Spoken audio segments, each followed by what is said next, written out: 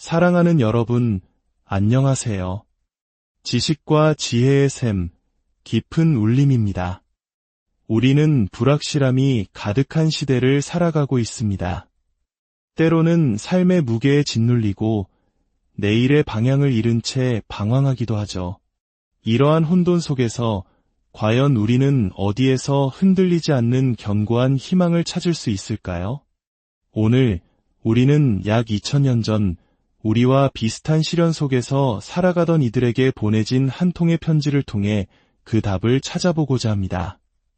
바로 사도 베드로가 쓴 살아있는 소망에 관한 이야기입니다. 본격적인 이야기에 앞서 잠시 여러분의 마음을 모아주시면 감사하겠습니다.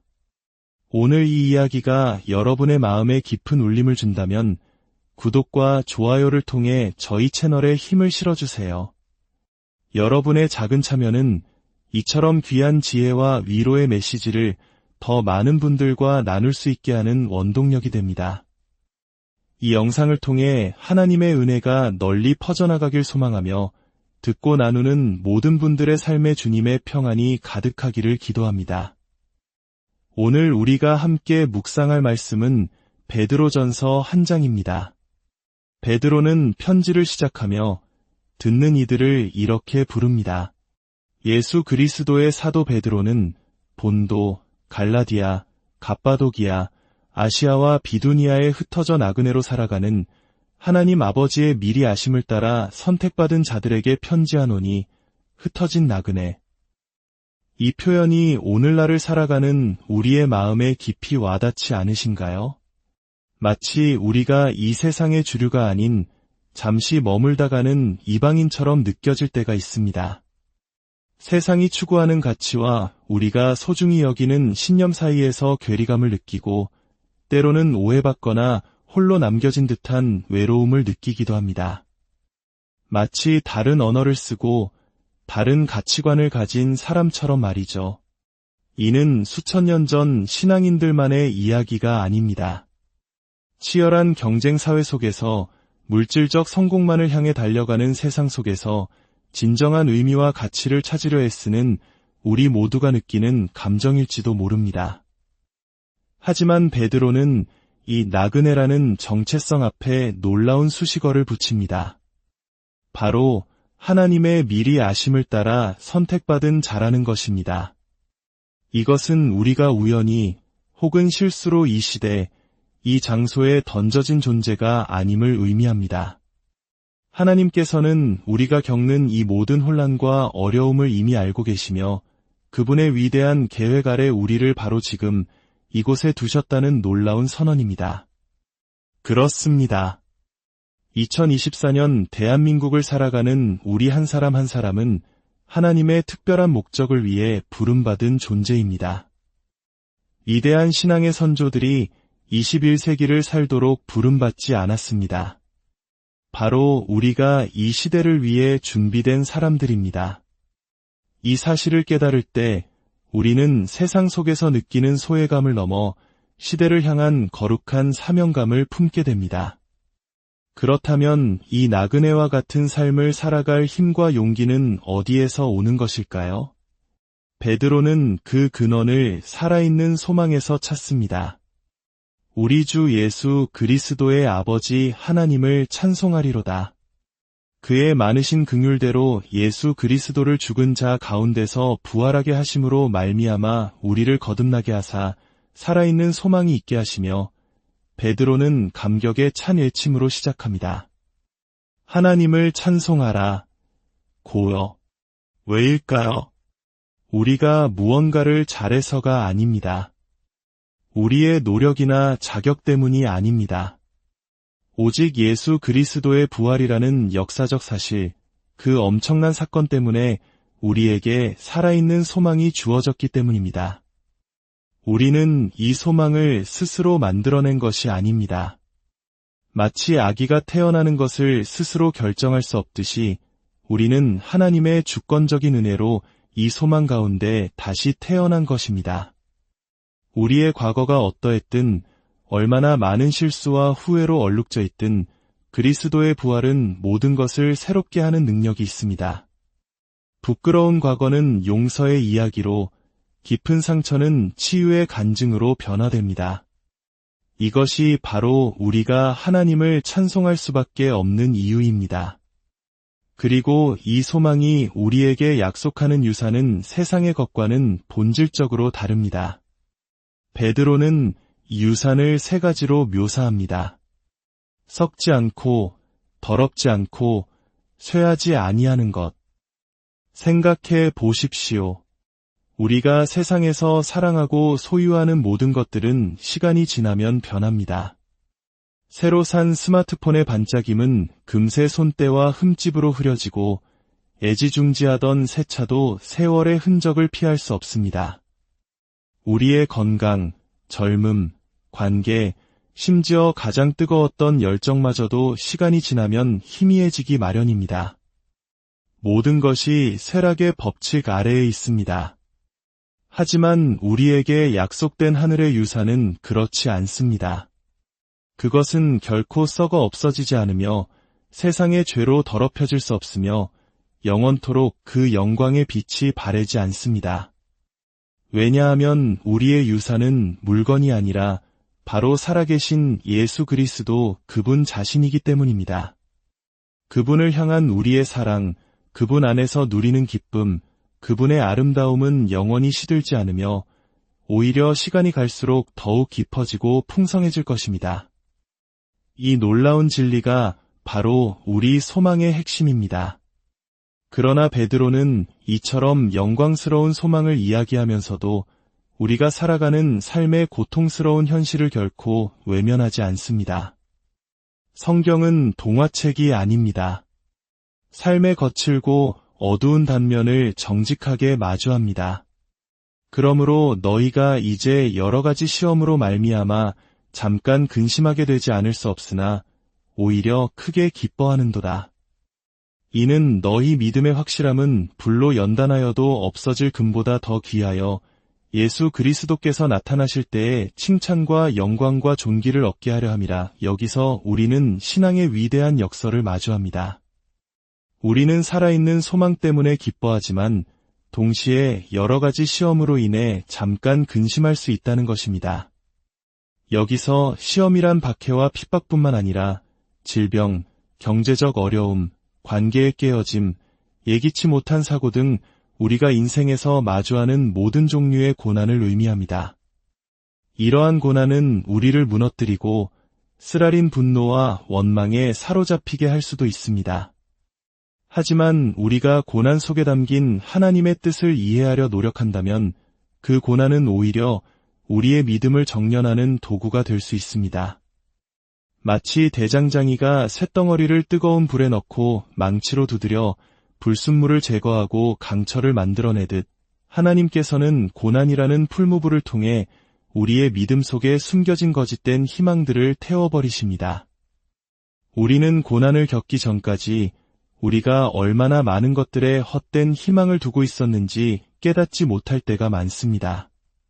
건강, 재물, 사람들의 인정, 안정적인 미래, 이것들이 결코 우리를 끝까지 지켜줄 수 없는 연약한 토대임을 우리는 가장 깊은 절망의 순간에 비로소 깨닫게 됩니다. 고난은 이 모든 가짜 희망의 껍질을 벗겨내고 오직 그리스도만이 우리의 유일하고 영원한 반석이심을 알게 합니다. 그 과정은 너무나 고통스럽지만 그 끝에는 불순물이 제거된 순금보다 더 귀한 진짜 믿음이 남게 됩니다. 어쩌면 지금 이야기를 듣고 계신 분들 중에도 삶의 거센 풍랑 속에서 간신히 버티고 있는 분들이 계실지 모릅니다. 더 이상은 못 버티겠다는 생각이 들고 기도의 힘마저 잃어버린 듯한 깊은 무력감에 빠져 있을지도 모릅니다. 잠시 그런 분들을 위해 함께 마음을 모으는 시간을 갖고 싶습니다. 괜찮으시다면 조용히 두 손을 모아주십시오. 이 손은 무언가를 얻기 위함이 아니라 하나님의 위로와 채우심을 받기 위한 겸손한 자세입니다. 함께 기도하겠습니다. 살아계신 하나님, 지금 이 순간에도 고통의 골짜기를 홀로 걷고 있는 당신의 자녀들을 기억하여 주옵소서. 그들의 지친 영혼을 만져주시고 메마른 마음에 하늘의 위로를 부어주소서. 예수님께서 결코 그들을 버리지 않으시며 가장 가까이에서 함께 걷고 계심을 깨닫게 하소서. 이 고난의 시간이 영원하지 않으며 이 터널의 끝에 반드시 영광의 빛이 기다리고 있음을 믿게 하소서. 이 시간을 통해 믿음이 더욱 정금같이 단련되게 하시고 마침내 모든 것이 합력하여 선을 이루시는 하나님을 찬양하게 하옵소서. 우리 주 예수 그리스도의 이름으로 간절히 기도드립니다. 아멘. 마지막으로 베드로는 우리의 시선을 현재의 고난을 넘어 우리가 바라보아야 할 궁극적인 목적지, 바로 미래의 영광으로 향하게 합니다. 베드로는 구약의 선지자들이 자신들이 예언하는 메시아의 고난과 영광이 먼 훗날에 우리를 위한 것임을 깨달았다고 말합니다. 심지어 천사들조차도 우리를 향한 하나님의 이 놀라운 구원의 계획을 엿보기를 간절히 원한다고 했습니다. 우리는 인류 역사의 정점, 즉 예수 그리스도의 오심과 부활 이후의 시대를 살아가는 특권을 누리고 있는 것입니다. 이는 우리가 마지막 때를 살고 있다는 의미입니다. 여기서 마지막 때란 세상의 종말 직전에 짧은 기간만을 의미하는 것이 아닙니다. 신학적으로 마지막 때는 예수님의 초림과 재림 사이의 모든 기간을 가리킵니다. 우리는 이미 역사의 클라이맥스를 목격했습니다. 이제 남은 것은 그분의 다시 오심과 모든 것의 완성뿐입니다. 이러한 역사적 관점은 우리의 고난을 바라보는 시각을 완전히 바꾸어 놓습니다. 우리의 고통은 영원한 관점에서 보면 그저 잠깐 스쳐 지나가는 가볍고 순간적인 고난에 불과합니다. 베트남 전쟁 당시 하노이의 포로 수용소에 갇혔던 한 장교의 이야기는 우리에게 깊은 통찰을 줍니다. 그는 8년간의 끔찍한 고문과 절망적인 상황 속에서도 살아남았습니다. 훗날 그는 누가 그곳에서 가장 먼저 죽어갔는지를 묻는 질문에 이렇게 답했습니다. 바로 맹목적인 낙관주의자들이었습니다. 그들은 크리스마스에는 나갈 수 있을 거야, 부활절에는 분명히 풀려날 거야라며 막연한 기대를 품었습니다. 하지만 기대가 번번이 무너지자 그들은 결국 상심하여 죽어갔습니다. 그 장교는 이렇게 결론을 내렸습니다. 우리는 결국에는 반드시 승리할 것이라는 믿음을 결코 잃어서는 안 됩니다. 하지만 동시에 지금 우리가 처한 현실이 얼마나 혹독한지를 직시하는 훈련을 해야 합니다. 이것이 바로 베드로가 우리에게 가르쳐주는 신앙의 자세입니다. 우리는 맹목적인 낙관주의자가 아닙니다. 세상이 더 좋아질 것이라고, 내 삶의 모든 문제가 곧 해결될 것이라고 무작정 믿는 사람들이 아닙니다.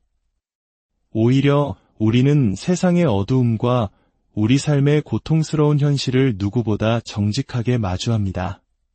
하지만 그 현실에 압도당하지 않습니다. 왜냐하면 우리는 이야기의 결말을 알기 때문입니다. 예수 그리스도의 부활로 인해 우리의 최종적인 승리는 이미 보장되었습니다. 우리는 이 흔들리지 않는 믿음 위에서 오늘의 혹독한 현실을 용기 있게 살아내는 사람들입니다. 사랑하는 여러분, 이것이 우리의 시대적 사명입니다. 세상이 어두워질수록 작은 빛은 더욱 밝게 빛납니다. 사람들이 희망을 잃고 방황할 때 살아있는 소망을 품은 우리의 삶은 그 자체로 세상의 등대가 될 것입니다. 하나님께서는 바로 이 일을 위해 이 시대에 바로 당신을 부르셨습니다. 부디 오늘 들으신 이 말씀을 마음 깊이 새기시길 바랍니다. 첫째, 당신은 세상 속에서 나그네처럼 느껴질지라도 하나님께 선택받은 존귀한 존재임을 기억하십시오. 둘째, 당신의 소망은 썩어 없어질 세상의 것이 아닌 예수 그리스도의 부활에 뿌리 내린 살아있는 소망임을 확신하십시오. 셋째, 당신이 겪는 고난은 당신을 무너뜨리기 위함이 아니라 당신의 믿음을 순금처럼 단련하여 미래의 영광을 준비시키는 과정임을 믿으십시오. 주저하지 말고 담대하게 당신에게 주어진 오늘을 살아가십시오. 당신의 가정에서, 직장에서, 그리고 만나는 모든 사람들에게 친절과 긍휼과 사랑으로 살아있는 소망의 향기를 전하십시오. 당신은 이 일을 능히 감당할 수 있습니다. 당신 안에 살아계신 성령님께서 힘과 지혜를 주실 것입니다. 여러분의 모든 삶의 여정 위에 우리 주 예수 그리스도의 은혜와 평강인을 함께 하시기를 간절히